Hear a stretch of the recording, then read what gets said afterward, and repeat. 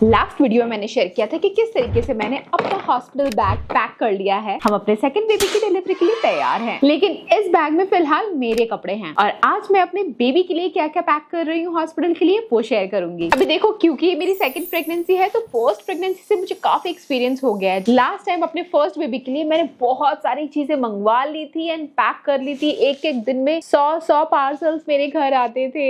अगर आपने मेरा पुराना ब्लॉग देखा होगा तो याद होगा, पूरा घर भर डाला था मैंने चीजों से, क्योंकि शादी के 10 साल बाद हम पहली बार पेरेंट बनने वाले थे। अलग लेवल की एक्साइटमेंट थी, तो जो भी चीज जरूरी लगती मैं मंगा लेती। बट एक्चुअल में अब हमारा 2 साल की हो गई है। 2 साल के एक्सपीरियंस के बाद में बताती हूँ, मैंने जितनी चीजें मंगाई ना, मैं सब कुछ यूज नहीं कर पाई। बहुत सारी फिजूल की चीजें मैंने मंगा ली जो काम की नहीं थी। बट यहाँ आपके काम आएगा मेरा एक्सपीरियंस। अगर आप माँ बनने वाली है या घर में कोई बेबी आने वाला है तो मेरे एक्सपीरियंस से आपको पता चलेगा कौन सी चीजें बेबी के लिए जरूरी नहीं होती है या कौन सी सबसे ज्यादा जरूरी और अच्छी चीज है। जो कुछ भी मंगाया, 2 साल का एक्सपीरियंस मैं आपके साथ इस 10 मिनट की वीडियो में या जितने मिनट की भी वीडियो होगी उसमें शेयर करने वाली हूँ। तो वीडियो बहुत इन्फॉर्मेटिव होने वाली है, आप एंड तक जरूर देखना। मेरा 9वां महीना जस्ट स्टार्ट होने वाला है and I am ready for my delivery. कभी भी डिलीवरी हो जाएगी यार। तो फटाफट से आज मैं बेबी के लिए क्या क्या लेके जा रही हूँ, बैकपैक करती हूँ और आपके साथ शेयर करती हूँ। आप देख रहे हैं बी नेचुरल, मैं हूं रेखा। बैकपैक करेंगे हमारे सेकंड बेबी का। Let's get started. मैं दोनों चीजें दिखाऊंगी, क्या क्या मैं लास्ट टाइम लेके गई थी और क्या मैं इस बार लेकर के जा रही हूँ। क्या लास्ट टाइम मेरे काम नहीं आया था और क्या इस बार मेरे काम आएगा। तो इस टेबल के ऊपर दोनों चीजें मैं साइड बाय साइड डिस्प्ले करूंगी। तो सबसे पहले मैं आपके साथ शेयर करना चाहती हूँ ये डायपर बैग। बहुत ही क्यूट लगा था अमेज़न पे जब मैंने इसको देखा था। अच्छा, जितनी भी चीजें हैं मोस्टली मैंने अमेज़न से मंगाई हैं। स्पॉन्सर्ड वीडियो नहीं है, मैंने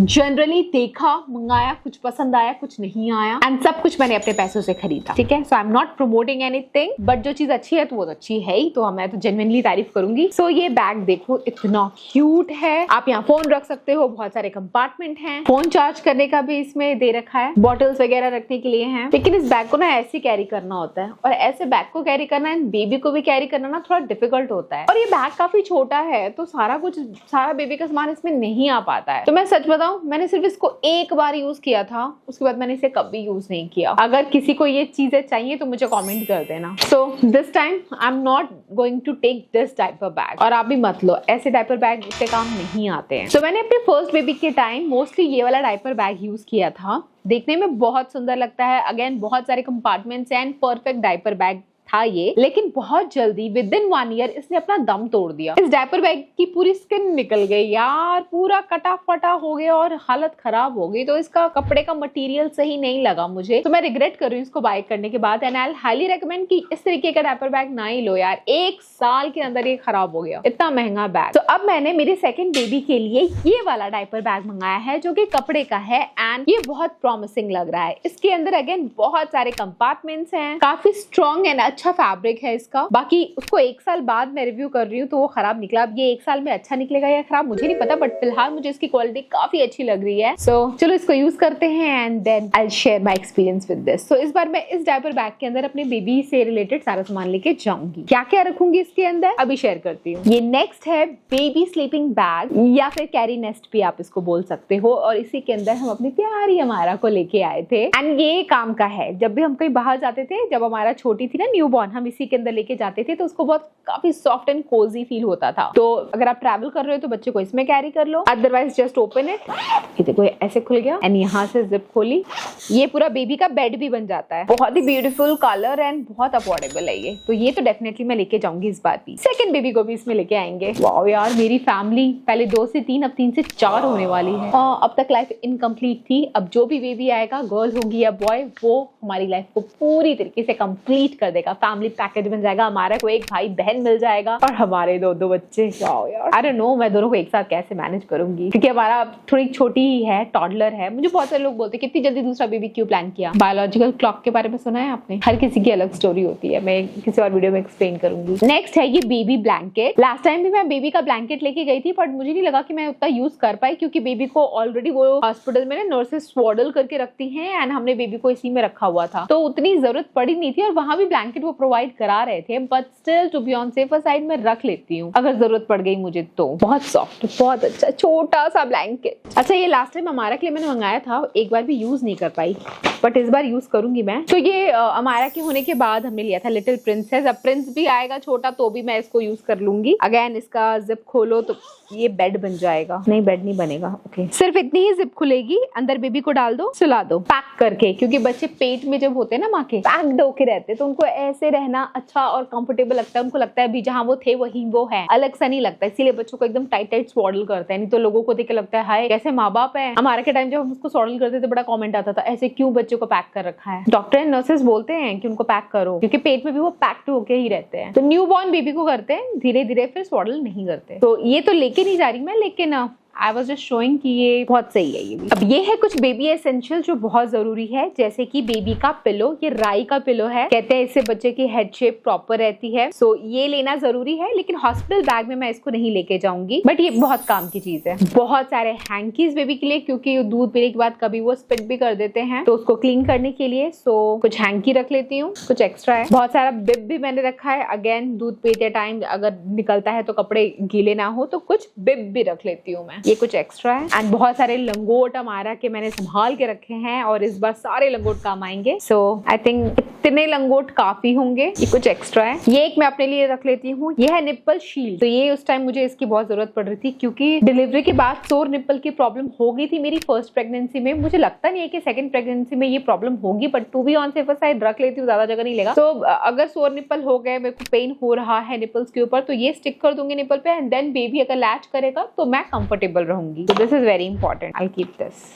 ये है बेबी का ड्राई शीट। तो एक तरफ आपको फैब्रिक दिखता है, दूसरी तरफ मटेरियल है जो कि वाटर प्रूफ है। तो अगर बेबी ने लंगोट पहना है, सुसु कर दिया, तो ये एब्जॉर्ब कर लेगा। बेडशीट, ब्लैंकेट, बेबी के बाकी चीजें गीली नहीं होंगी। तो ये तो मस्ट हैव है, अगर आपका न्यूबॉर्न बेबी है तो आप इसको जरूर अपने पास रखें। और ऐसे ड्राई शीट्स मैंने बहुत सारे अमेज़न से मंगा रखे हैं। मैंने अभी भी अपने बेडशीट पे डाल रखा है कि इन केस हमारा भी गलती से कभी कर दे कुछ। अब वो पॉटी ट्रेन हो गई है, and I am really happy, finally वो हो गई। तो अब हम उसको डायपर नहीं पहनाते हैं। हम बाहर जाना होता है तो to be on safer side पहना देते हैं, बट घर पे वो नहीं पहन रही है। पर फिर भी बेड पे मैंने पूरा ये ड्राई शीट डाल रखा है। एक मैं use and throw dry sheet लेके जा रही हूँ। देखो ये ऐसा होता है, आई थिंक ये पैड वाला मटीरियल है इसमें। तो ये यूज एंड थ्रो है। अगर इसको मतलब अगर बेबी का नैपी वगैरह चेंज करना है, आप कहीं ट्रैवल कर रहे हो, तो ये आप कहीं भी बाहर का सरफेस है वहां डालो, क्योंकि आप डायरेक्टली बेबी को बाहर के सरफेस पे नहीं रख सकते। उसके बाद बेबी को इस पे रखो एंड उसका डायपर चेंज कर दो। और ये यूज एंड थ्रो है तो ठीक है, कन्वीनियंट रहता है। तो ये भी एक मैं रखती हूँ बेबी हॉस्पिटल बैग में। मैंने लास्ट टाइम ना बेबी के लिए बहुत सारे टाल लिए थे। बहुत ही क्यूट टाल है यार। नहलाने के बाद बेबी को इसके अंदर डालो। यहाँ काफी ज्यादा वार्म है, एंड यहाँ काफी सॉफ्ट फैब्रिक है, एंड बाहर से भी काफी अच्छा लगता है। एंड इसके अंदर वेलक्रो है।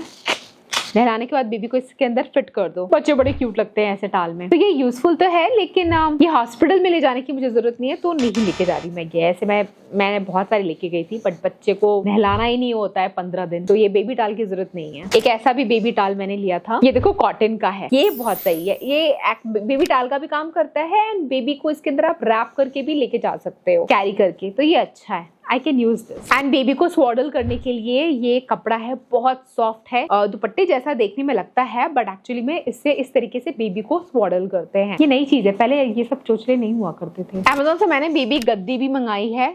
तो यहाँ पूरा ब्लैंक है, एंड यहाँ एनिमल के प्रिंट है, जो हमारी दादी नानी अपने बच्चों के लिए वो पुराने कपड़ों को लेके सिल करके, हमारे यहाँ लेवा गुदरा बोलते हैं, तो वो जो बनाते हैं ना, अब ये चीज ऑनलाइन भी मिल जाती है। अब हमारी तो न्यूक्लियर फैमिली है, यहाँ कहाँ दादी मिलेगी और नानी मिलेगी ये सब बनाने के लिए। तो मैंने मंगवा लिया। तो इसके अंदर बेबी को सुलाने के लिए या बेबी को लेके कैरी करने के लिए सही रहता है। ये काफी अच्छा है, आप ट्राई कर सकते हो, लेकिन हॉस्पिटल बैग में ले जाने की इसकी जरूरत नहीं है मुझे अभी।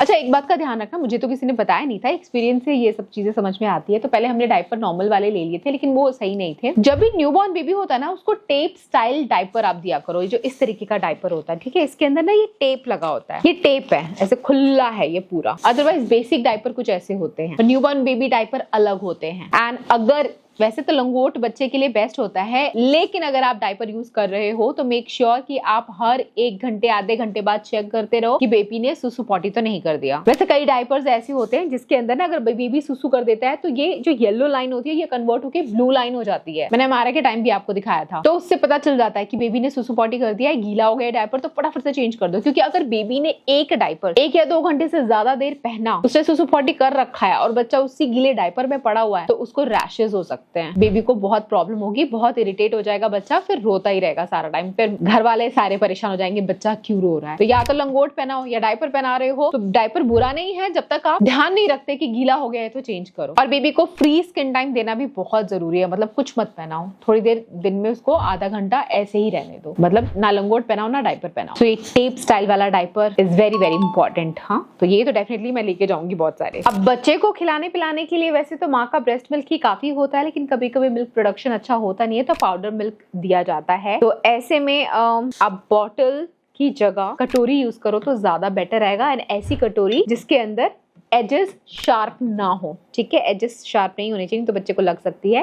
एंड ये सिलिकॉन वाला स्पून है, आप चाहो तो मिक्स करके पाउडर मिल्क स्पून से फीड करा लो, ये छोटा सा बेबी के लिए स्पून होता है, या फिर आप डायरेक्ट कटोरी से भी बच्चे को फीड करा सकते हो, आपको अलग से कुछ और खरीदने की जरूरत नहीं है। बॉटल्स ठीक है, कन्वीनियंट है, ट्रैवल कर रहे हो तो अच्छी बात है, लेकिन बॉटल उतने अच्छे नहीं होते, एक तो मोस्टली प्लास्टिक के होते हैं एंड इसको क्लीन करना एक टास्क होता है, मतलब स्टेरलाइज नहीं है ये, और इससे बेबी को फीड कराओ तो इन्फेक्शंस वगैरह फैलने के चांसेस होते हैं। सो पहली प्रेफरेंस कटोरी चम्मच को दिया करो, नहीं हो सकता है तो आप ये ट्राई करो, लेकिन सावधानी के साथ। बाकी मैं लास्ट टाइम मिल्क पाउडर लेके गई थी, नहीं मुझे याद नहीं, शायद वहां जाके परचेज किया था हमने। बाकी मैं इस बार कोई मिल्क पाउडर नहीं लेके जा रही हूँ, मैंने हमारा को भी कोई मिल्क पाउडर नहीं दिया, कंप्लीटली ब्रेस्ट फीडिंग पे थी हमारा। मेरा मिल्क का प्रोडक्शन काफी अच्छा हो गया था डिलीवरी के 10-15 दिन बाद, तो अपना ही दूध पिलाया and I am pretty sure कि इस बार भी मैं उसको अपना ब्रेस्ट फीड करा पाऊंगी सेकंड बेबी को। So I am not going to carry bottle या कटोरी चम्मच, मुझे इसकी जरूरत नहीं पड़ेगी, मैं अपना दूध पिला पाऊंगा। फिर भी लगेगा कि कुछ प्रॉब्लम है तो क्या to be on safer side रख लूं, मैं कर लूंगी, आई एम कॉन्फिडेंट, मुझे नहीं है जरूरत। ये जो बॉक्स देख रहे हो ना, इसमें देखो टैग लगा रखा है मैंने, 0 से 3 इयर्स के बच्चे के लिए है, 0 से 3 मंथ्स न्यू बॉर्न यूनिसेक्स। तो जब हमारा छोटी थी ना, उसके कपड़े छोटे ही हो गए, हमारा बड़ी हो गई, तो उसके जितने भी न्यू बॉर्न बेबी के ड्रेसेस हैं सारा पैक करके इसके अंदर रख दिया। इतनी सारी शॉपिंग की थी मैंने हमारे के लिए, इतने सारे कपड़े, काफी तो कपड़े उसने पहने भी नहीं है, यूं के यूं ही रखे हैं। तो इसी के अंदर से जो बेस्ट सुंदर ड्रेसेस है वो मैं निकाल लेती हूँ। एंड हमारा गर्ल है, और अगर बॉय हुआ तो मैं वो ड्रेस कैसे पहनाऊंगी, इसीलिए मैंने यूनिसेक्स कपड़े हमारे के लिए भी उस टाइम मंगाए थे, मोस्टली न्यूबॉर्न के टाइम। एंड इसके अंदर यूनिसेक्स कपड़े, लड़का लड़की कोई भी पहन सकता है, तो इसी में से कुछ छाट के कपड़े निकालती हूँ। एंड आई थिंक 2 से 3 कपड़े काफी रहेंगे बेबी के लिए। ये देखो पूरा भरा हुआ, ये पूरे कपड़ों से, ये देखो पूरे कपड़ों से भरा हुआ है। ओप्स, कुछ गिर भी गया। तो ये सारे न्यूबॉर्न बेबी के ड्रेसेस हैं। न्यूबॉर्न बेबी के कपड़े इतने क्यूट होते हैं, ये देखो निकाल रखे हैं मैंने कुछ क्यूट से ड्रेसेस। I keep this. ये तो सारे हाफ वाले थे, मैं कुछ फुल वाले भी रख लेती हूँ। ये फुल वाले सही हैं, ठंड वंड नहीं लगेगी। एंड यहाँ पे जिप भी है, तो जिप वाले कपड़े पहनाने में काफी इजी रहते हैं। जिप वाले बेस्ट है न्यूबॉर्न बेबी के लिए। तो इन जिप वाली ड्रेसेस के साथ तो सॉक्स पहनाने की अलग से जरूरत नहीं है, ये सॉक्स के साथ ही आता है। But I can carry mittens. हाँ, इसके अंदर मिटन भी होते हैं, पता है आपको? हाँ, ये देखो, ये ऐसा है, इसको ऐसे घुमा दोगे ना तो ये बच्चे के मिटन का भी काम करता है। तो ये है तो ना सॉक्स की जरूरत है ना मिटन की जरूरत है, क्योंकि बच्चे के नेल्स होते हैं ना तो अपने आप को ऐसे चोट पहुंचा लेते हैं और उनको ठंड भी लगती है। तो इसलिए ये मिटन्स क्यूट से रख लेती हूँ मैं।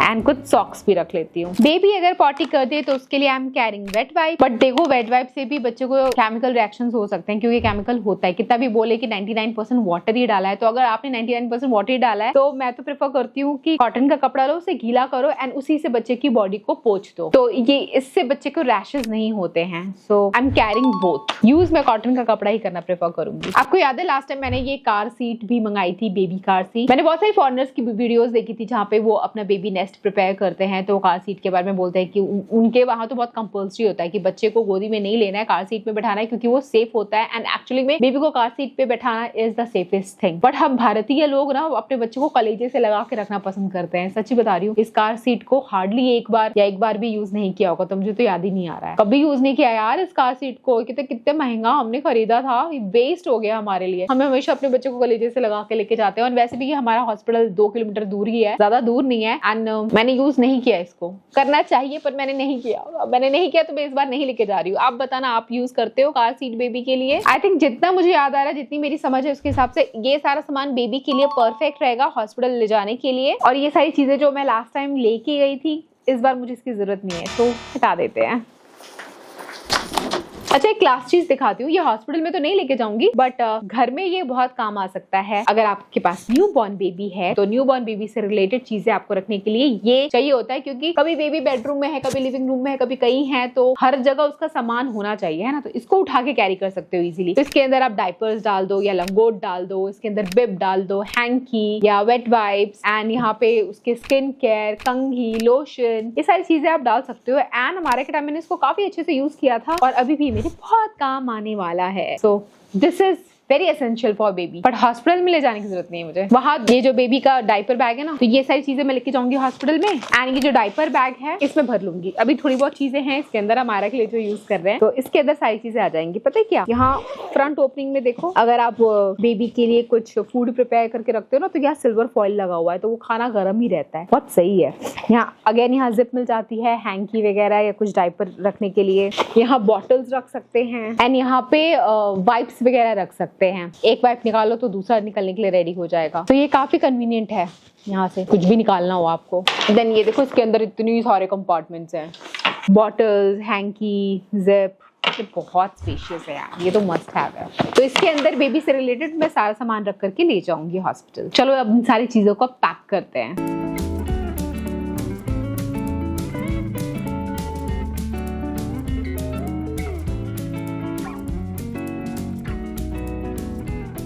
बेबी से रिलेटेड सारा सामान तो बेबी के बैग में ही आ गया और मेरे से रिलेटेड सारा सामान इसके अंदर है, बट ये थोड़ा सा खाली ही है क्योंकि ज्यादा सामान इस बार लेके नहीं जा रही हूँ। पिछले एक्सपीरियंस से काफी कुछ सीख लिया है मैंने। सो गाइस, मेरा बैग और मेरी बेबी का बैग रेडी है and I am ready for my delivery. और अगर आपको मेरा बर्थ व्लॉग देखना है तो do subscribe my vlog channel, क्योंकि वहीं पोस्ट करूंगी मैं, which is mister and Mrs Prince. ये वीडियो अगर आपने यहाँ तक देख ली, मेरी प्रेगनेंसी को अगर आप पूरी एंड तक देखना चाहते हो तो सब्सक्राइब कर लेना व्लॉग चैनल। और यहाँ तक वीडियो देखने के लिए थैंक यू सो मच यार। इतने प्यारे प्यारे कमेंट्स करते हो, इतना प्यार बरसाते हो। मुझे लगता ही नहीं कि मैं न्यूक्लियर फैमिली में रहती हूँ, मुझे लगता है कि मेरे साथ तो पूरा भारतवर्ष जुड़ा हुआ है मेरी प्रेगनेंसी को सपोर्ट करने के लिए एंड मेरी जर्नी को देखने के लिए। सो गाइस, जो इतने प्यारे कमेंट छोड़ के जाते हो ना, थैंक यू सो मच। अभी तक कमेंट नहीं किया तो कर दो ब्लेसिंग दो, वर्चुअल गोद भराई करो।